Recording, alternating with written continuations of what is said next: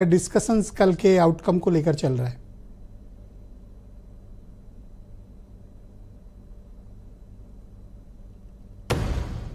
Ground जो reality है वो नहीं समझ पा रहे हैं कि इस बार आपकी आवाज नहीं पहुंच रही, आपका म्यूट तो नहीं है, जरा चेक करिए।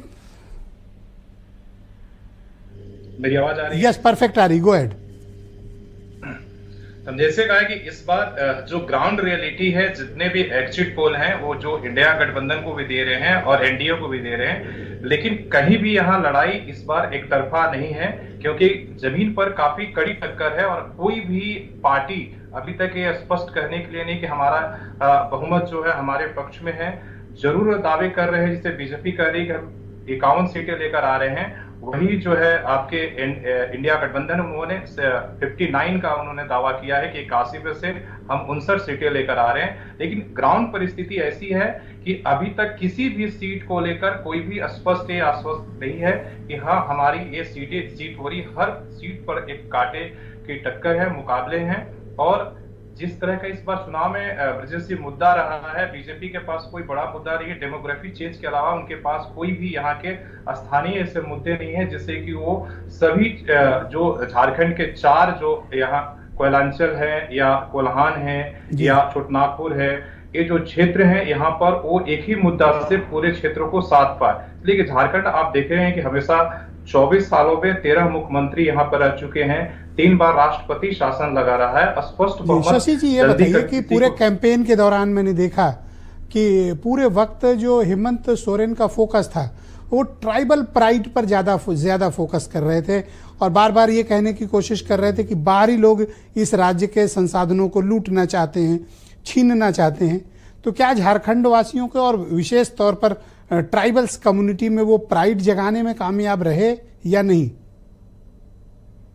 पिछली बार जो हेमंत सोरेन की सरकार बनी थी उसमें सबसे बड़ी भूमिका जो रही थी ट्राइबल सीटों की रही थी। जो 28 सीटें हैं वो ट्राइबल के लिए, आदिवासियों के लिए आरक्षित सीटें हैं और उसमें 26 पर हेमंत सोरेन की जो इंडिया गठबंधन और जेएमएम ने बाजी मारी थी और इसीलिए वहां पर सरकार बनी थी। और बीजेपी के खाते में केवल सिर्फ 2 सीटें गई थी और इसीलिए इस बार भी माना जा रहा था कि जिसके हिस्से में जो 28 सीटों में ज्यादा से ज्यादा जिसके पाले में सीटें आएगी वही सरकार का मतलब वही सरकार यहाँ पर बना पाएगी, उसी के लिए जो है रांची का रास्ता खुलेगा।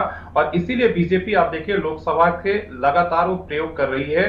वो जेएमएम के सीता सोरेन को लेकर आती है, जब हेमंत सोरेन की भाभी है, मधु कोड़ा को जो वाइफ है कोल्हान में एकमात्र कांग्रेस के सांसद थी, उनको लेकर आते हैं, मधु कोड़ा को ज्वाइन कराते हैं। किसी तरह से वो कि ट्राइबल सीटों में वो कम से कम 10-12 सीटें भी कम से कम अपने हिस्से में 28 में से लेकर आए। उनको पता है कि 28 में से 10-12 सीटें भी अगर नहीं लेकर आएंगे तो यहाँ राज्य की रास्ता जो है इतना आसान नहीं है।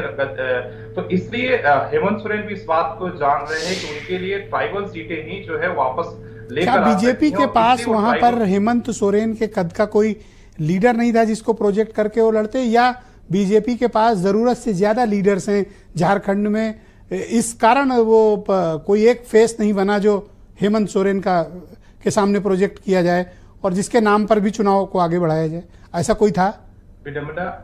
देखिए विडम्बना ऐसे ही कि बीजेपी के पास 5-5, 6-6 मुख्यमंत्री जो है पूर्व मुख्यमंत्री, सभी जो पूर्व मुख्यमंत्री हैं वो सभी बीजेपी के पाले में आ गए हैं। वो चंपई सोरेन आ गए हैं, मधु कोड़ा आ गए हैं, अर्जुन मुंडा पहले से यहाँ पर हैं, बाबूलाल मरांडी जो जेवीएम में थे वो आ गए।